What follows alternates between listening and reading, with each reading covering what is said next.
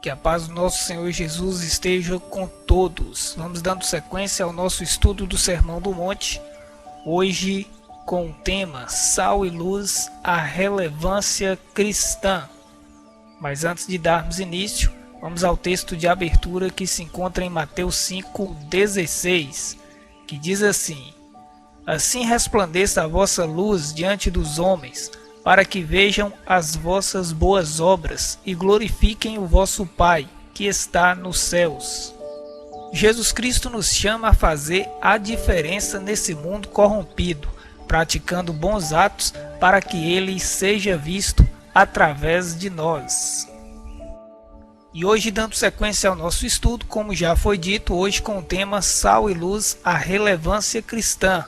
O texto de estudo hoje se encontra em Mateus, no capítulo 5, versículos do 13 ao 16.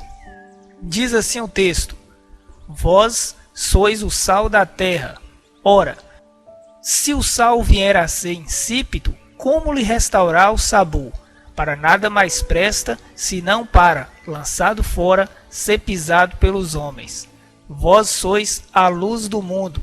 Não se pode esconder a cidade edificada sobre o monte, nem se acende uma candeia para colocá-la debaixo do alqueire, mas no velador, e alumia a todos os que encontram na casa. Assim, brilhe também a vossa luz diante dos homens, para que vejam as vossas boas obras e glorifiquem a vosso Pai que estás no céu. O testemunho cristão ele é tão importante que Jesus utiliza dois elementos comuns para aqueles que o ouviam. Tanto o sal como a luz são duas coisas inconfundíveis e de grande utilidade, tanto naquela época quanto nos dias de hoje. Vamos aprender um pouco sobre o sal. O sal ele tem duas grandes utilidades. A primeira é dar sabor e a outra é conservar os alimentos. Hoje em dia nós temos a geladeira que conserva os alimentos em temperaturas baixas para que elas não se estraguem. Mas naquela época nem energia elétrica havia sido descoberta pelo homem, quanto mais a geladeira. Agora vamos refletir na utilidade desses elementos. Imaginem se eles perdem suas características. Imagine o sal perdendo o sabor. Naquela época, quando o sal perdia suas características, quando ele perdia o sabor e ele não servia mais para conservar e dar sabor aos alimentos, eles eram jogados no chão, principalmente em época de chuva, para que as pessoas não escorregassem. E assim, dessa forma, ele era pisado pelos homens. É daí que Jesus faz esta comparação. O sal era um produto largamente utilizado no comércio da época de Jesus e também antes, conforme você pode conferir lá no livro de Esdras, capítulo 7, versículos 21 e 22, também em Marcos 9, versículo 50 e Colossenses, capítulo 4, versículo 6. O sal ele era tão importante que ele era até utilizado como moeda de troca em transações comerciais. Tanto é que o termo salário é originado do latim salarium, que significa dinheiro de sal. Era usado como parte do pagamento dos soldados romanos.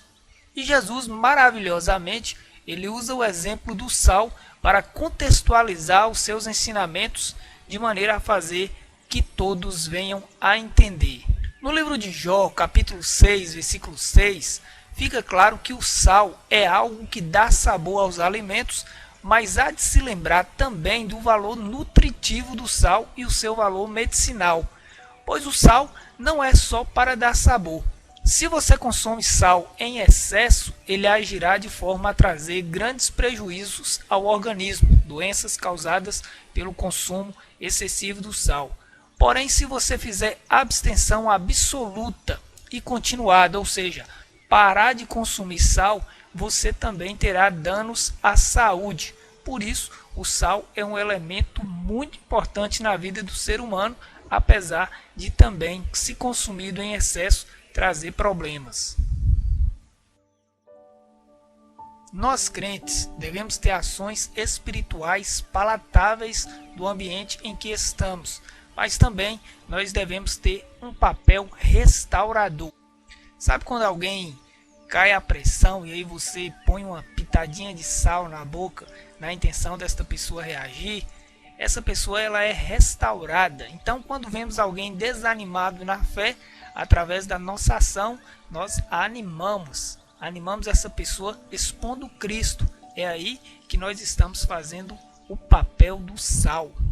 Da mesma forma, a luz ela não teria qualquer efeito se ela fosse colocada em um local inadequado.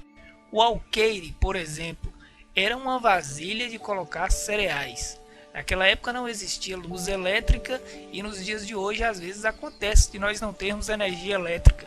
É quando nós utilizamos a vela. Mas se você colocar a vela debaixo da cama, ela não irá iluminar o ambiente. Então naquela época existia o velador, que era um suporte vertical onde se colocava as lâmpadas. O que Jesus quer ensinar aos discípulos é que o nosso testemunho cristão ele só será autêntico se perante o mundo cumprirmos de todas as formas a missão que nos foi dada, tendo uma vida íntegra, transparente, sem manchas, pura, sem malícia, sem maldades, sem segundas intenções, de forma que o mundo veja algo de bom e diferente em nós. Jesus aqui ele usa o exemplo do sal e da luz. E eu questiono, você já comeu alimento sem sal? Apesar de ser algo comum, é algo que faz muita falta, assim como a luz. Imagine se tudo de repente ficasse escuro. Agora imagine uma pessoa sem Jesus Cristo. É alguém em trevas, sem sabor, alguém que irá perecer. É alguém sem valor algum. Baseado nesses dois elementos, nós entendemos que o testemunho cristão de uma vida transformada, reta, justa, ele deve ser notado de todas as formas e todas as classes da sociedade, porque tanto o sal quanto a luz são elementos encontrados e indispensáveis em todas as classes, porque serve para nos dar qualidade de vida. Lembre-se que se o sal for insípido, ele perde o valor. E se a luz ela for apagada, para nada serve. Então, você deve ser sal e luz. Exemplo. Lembre que atitude, atos falam mais do que palavras. Lembra do livro Atos dos Apóstolos? Na segunda carta de Paulo aos Coríntios, capítulo 3, versículos 2 e 3, vai nos dizer que nós somos cartas vivas de Cristo. E o compromisso é de grande relevância. Não se apoiando em um evangelho fácil e sem comprometimento, onde as pessoas se deslumbram com práticas ritualistas, uma fé rasa, superficial, uma visão materialista, sem renúncia, sem um compromisso com o reino de Cristo e com suas regras e implicações. Quando se estuda o livro dos Atos dos Apóstolos, nós conhecemos 3 palavras que vão dar aí uma visão da relevância cristã, que são elas: martíria, koinonia e diaconia. O que elas significam? Martíria significa a disposição do discípulo de Cristo a ponto de dar a própria vida por causa do evangelho. Lembra dos mártires? A palavra koinonia, ela descreve os aspectos da comunhão entre os discípulos, que estavam focados no mesmo propósito de defender e divulgar o evangelho. Diaconia expressa a dimensão mais profunda do serviço ao próximo, o papel aí do diácono e da diaconisa. Quando você experimenta a martíria, que é dar a vida, quando se experimenta koinonia, que é estar em comunhão, naturalmente você experimenta a diaconia, que é o serviço a Deus. Então, quem não é capaz de ter comunhão e dar a própria vida por Cristo, ele não serve para o serviço de Deus. Eu costumo dizer, quem não vive para servir, não serve para viver. Vale lembrar que o mundo hoje Ele só não está pior porque tem servos agindo como sal e luz espalhados pelo mundo afora. Crentes que são submissos ao Espírito Santo e por isso o mundo ainda não se deteriorou. Observe o sol e a sua grande utilidade. Ele nos traz luz e calor, inclusive à noite, porque ele ilumina a lua que reflete essa luz a nós. Essa luz é necessária a nós, às plantas também, porque sobrevivem graças ao metabolismo orgânico que vem da energia solar, e a Bíblia diz que Cristo é o sol da justiça. Então, reflita o brilho dessa luz. Esse ensinamento nos motiva a dar testemunho perante a sociedade do que éramos e agora somos, que nossas ações e obras sejam vistas não para autoglorificação, mas para mostrar sua relevância como organismo espiritual que atua a favor do bem comum, agindo em busca de almas a serem salvas. Vale lembrar que as práticas das obras não são fonte de salvação, mas elas denotam características de alguém salvo pela misericórdia de Cristo. As obras são ações feitas unicamente para a honra e glória de Deus. Sal e luz são relevantes e sem eles não há qualidade de vida. Devemos ser relevantes, devemos brilhar e primar pela excelência espiritual, mostrar que ser crente é algo muito além de frequentar a igreja, conforme João 13:34.